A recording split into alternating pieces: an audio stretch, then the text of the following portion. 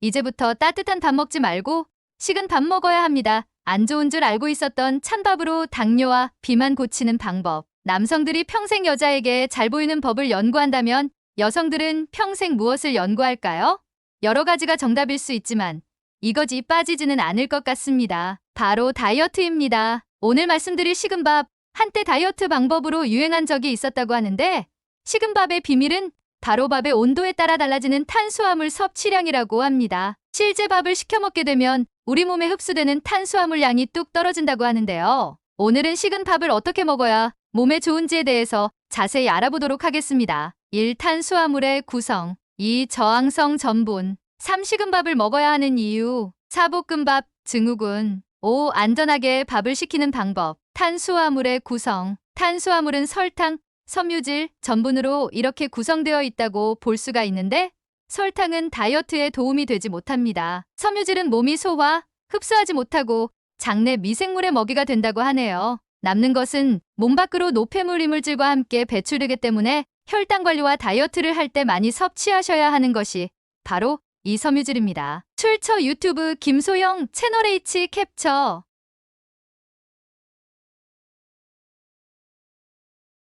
마지막으로 전분은 수분, 온도 등의 주변 상황에 따라 소화 흡수 잘 되는 상태로 변하기도 하고 반대로 소화 흡수가 어려운 상태로 변하기도 한다고 합니다. 전분 식품의 대표격인 쌀을 보면 수분을 제외한 90%가 전분으로 이루어져 생쌀은 소화가 잘 되지 않지만 물과 함께 가열해서 끓이게 되면 아주 흡수가 잘 되는 전분 형태로 전환되는데 이렇게 소화가 잘 되는 상태로 바뀐 상태를 호화전분이라고 합니다. 저항성 전분. 이렇게 갓 지어진 밥은 다들 맛있다고 하는 반면에 식은, 즉 찬밥이 맛있다고 말하는 사람들은 거의 없죠. 그러니까 찬밥 신세라는 말도 생겼을 것입니다. 찬밥이 맛이 없는 이유는 바로 호화 전분이 공기 중에서 방치되게 되면 노화되면서 소화가 잘 되지 않은 저항성 전분의 양이 늘어나기 때문에 맛이 없어진다고 합니다.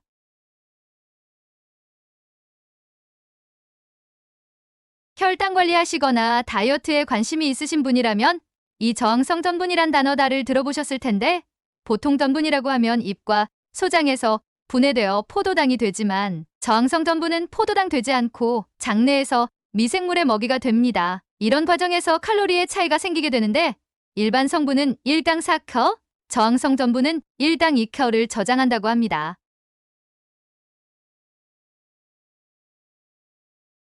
칼로리가 줄어듭니다. 저항성 전분이 늘어나게 되면 칼로리 섭취가 크게 줄어들고 장내 미생물의 먹이가 되어 장 건강의 측면에서 볼 때가 지은 밥보다 더 좋은 측면이 있는 것입니다.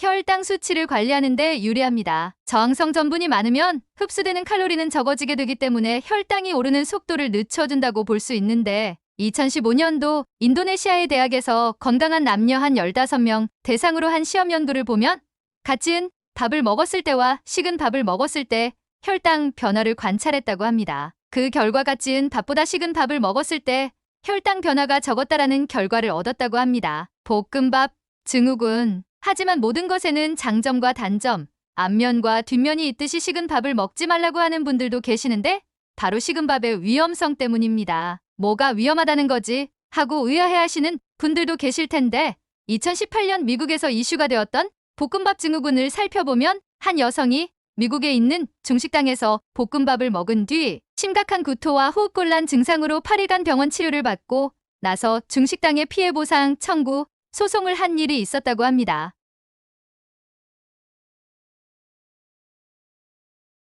이 사건이 발생 후 비슷한 사례가 연이어 보고되자 미국의 국립보건원에서 볶음밥 섭취로 인해 발생하는 극심한 식중독 증세를 볶음밥 증후군이라고 명명했다고 합니다. 그 원인이 식중독을 일으키는 세균인 바실러스 세레우스균으로 확인이 됐는데 공기에 노출되면 7에서 49도의 온도에서 증식하게 되는 이 세레우스균은 찌거나 볶은 쌀밥을 실온에 둔 상태로 보관 시간이 길어지는 경우에 활성화되어 문제를 일으킨다고 합니다. 안전하게 밥을 식히는 방법. 그래서 일반적인 실온에서 밥을 식히게 되는 경우에는 세레우스균 증식의 위험성이 있기 때문에 안전한 방법을 이용해서 밥을 식혀야 한다고 하는데요. 안전한 방법이란 무엇일까요?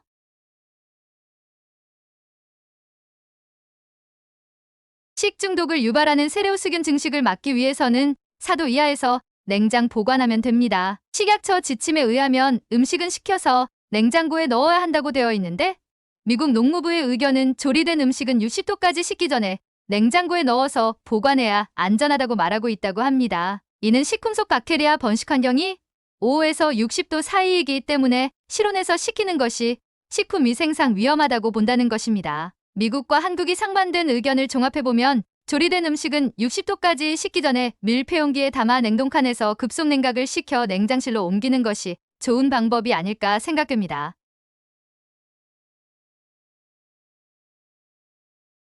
밥을 냉장고에서 식히면 이 점도 있는데 한 실험 연구를 보면 상온에서 식혀진 밥에는 저항성 전분이 약 2배 정도 많은 반면 냉장고에서 식힌 밥은 약 3배가 많았다고 합니다. 저항성 전분은 1에서 4도에서 가장 활성화되므로 냉동고가 아닌 냉장실에 보관하는 게 좋다고 합니다. 정리하면 밥을 지은 후 김을 한번 빼서 바로 냉장실에서 최소 6시간 이상 보관해야 저항성 전분이 생긴다는 점 꼭 기억하시길 바랍니다. 오늘은 밥 건강하게 먹는 방법에 대해 알아보았습니다. 가장 건강하게 밥을 드시는 방법은 냉장고에서 안전하게 식히고 드실 때 데워 먹는 게 좋다입니다. 그리고 밥은 식중독이 일어나게 쉬운 음식임을 꼭 기억하시고 식중독균이 실온에서 활성화되어 가열해도 잘 죽지 않기 때문에 활성화 자체를 막기 위해서 반드시 냉장고에서 식히셔야 한다는 것 잊지 마시길 바랍니다. 우리가 매일 먹는 밥, 오늘부터 건강하고 안전하게 잘 드셔보시길 바랍니다.